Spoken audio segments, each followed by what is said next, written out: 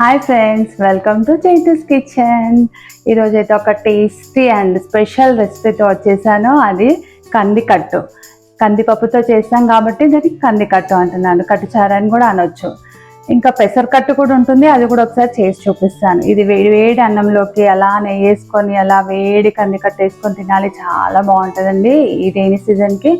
ఇంకా ఫీవర్ వచ్చిన వాళ్ళు కూడా, హెల్త్ బాగాలేని వాళ్ళు, కోల్డ్ అయిన వాళ్ళు కూడా తినాలి. దెబ్బకి లేచి కూర్చుంటారు, ఇంకా చాలా బాగుంటుంది. ఇంకా దాంతోపాటు సైడ్ డిష్గా నేను అరటికాయతో చాలా ఫ్రై ఒకటి చేస్తున్నాను. ఇంకా రెసిపీ స్టార్ట్ చేద్దాం. ఫస్ట్ అరటికాయని ఇలా శుభ్రంగా కడిగేసి ఇలా పీసెస్ చేసుకోవాలి. ఇలా పొట్టు తర్వాత తీస్తాను నేను. ఇంత సైజు ఉండాలండి అవి. వీటిని కూడా ఒకసారి శుభ్రంగా కడుక్కుందాం.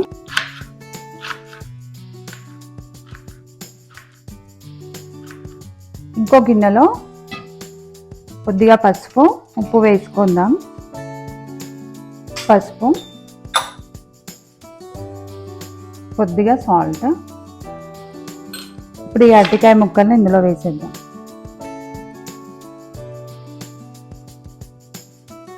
కొద్దిగా వాటర్ పోస్తున్నాను.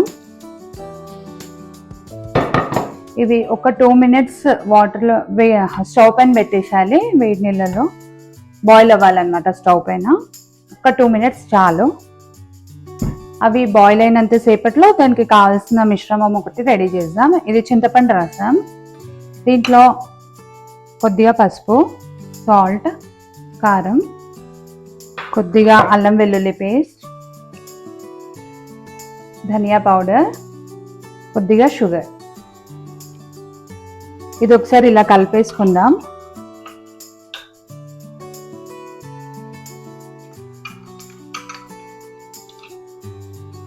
దీన్ని ఒక 5 minutes సైడ్లో పెట్టేద్దాం. ఇప్పుడు కందికట్టు కోసం పప్పుని ఇలా ఉడికించుకోవాలి. ఓన్లీ 1 whistle పెడితే సరిపోతుంది.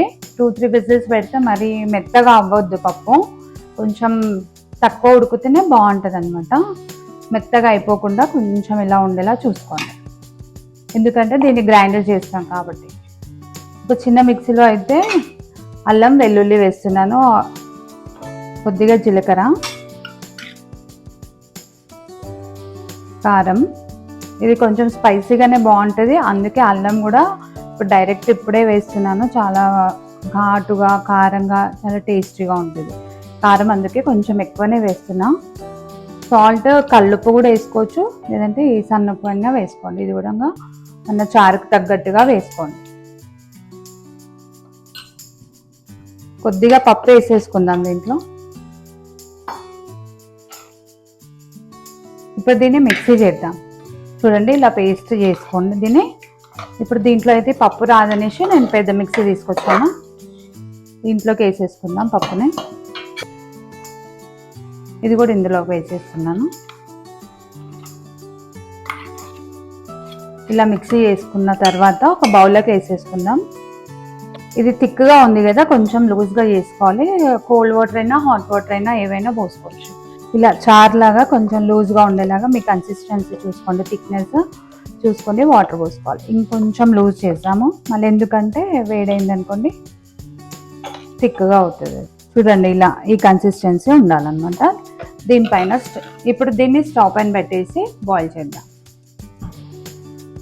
కూడా మంచిగా ఉడికిపోయినాయి. చూడండి, మంచిగా ఉడికిపోయినాయి. వాటర్ స్ట్రెయిన్ చేసేసి వీటిని పొట్టు తీయాలన్నమాట. కొంచెం ఇలా జల్లెట్లో వేస్తే, స్ట్రైనర్లో వేసుకుంటే చల్లగా అయిపోతాయి. ఇలా వాటర్ స్ట్రెయిన్ చేసేసుకోండి. చూడండి, ఇలా బాయిల్ అవ్వడం స్టార్ట్ అయిపోయింది. దీనికి పోపు వేసుకోవాలి. ఇప్పుడు కట్టుకి కొద్దిగా నెయ్యి వేస్తున్నాను ప్యాన్లో. ఇది చూడండి, ఇలా బాయిల్ అవుతుంది కదా, బాయిల్ అవ్వడం స్టార్ట్ అయింది కదా, ఇంకా స్టవ్ ఆఫ్ చేసుకోవాలి. ఇంతే. కొత్తిమీర వేసేసుకుందాం. నెయ్యి వేడైపోయింది, ఇంట్లో పోపు వేస్తున్నా. ఆవాలు, జీలకర్ర, కరివేపాకు, రెడ్ చిల్లీస్.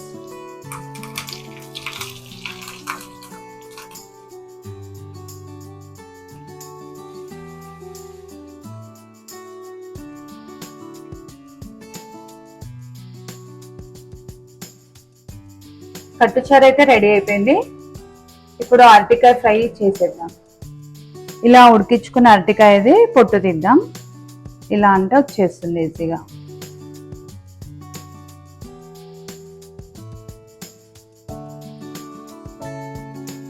ఇలా పొట్టు తీసేసుకున్నాను. వీటిని ఇప్పుడు షాలో ఫ్రై చేసేద్దాం రండి.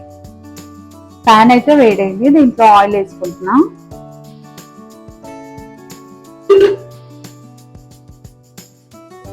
ఇలా ఒకటి ఒకటి పెట్టేసుకోండి దీంట్లో.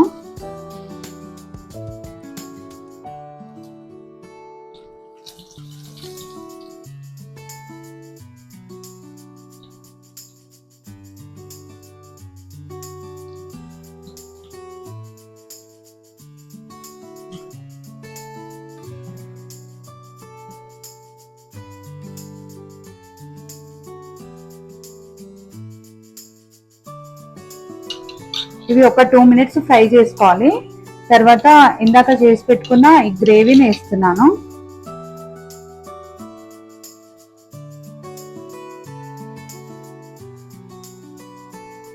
ఆ గ్రేవీ అనేది కింద పైన 2 sides లేయర్ లాగా మంచిగా రావాలి. ఒక 2 minutes ఇలాగే ఫ్రై చేసుకోండి.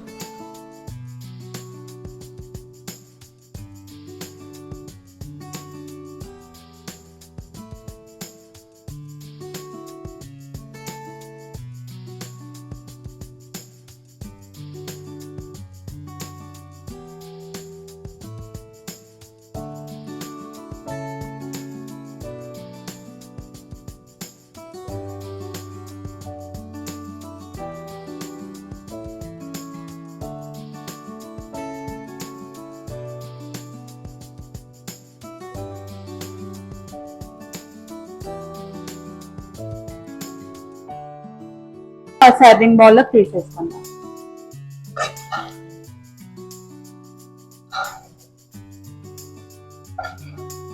ఇంకా మన కందికట్టు అండ్ అరటికాయ ఫ్రై అయితే రెడీ అయిపోయింది. చూసారా ఫ్రెండ్స్, ఎలా ఉంది? మీకు నచ్చిందా? మీరు కూడా తప్పకుండా ట్రై చేయండి. ఎలా ఉందో కామెంట్ చేయండి. ఇంకా మరిన్ని ఇలాంటి రెసిపీస్ కోసం ఏం చేయాలి? Like, share and subscribe. Thank you for watching friends. Bye.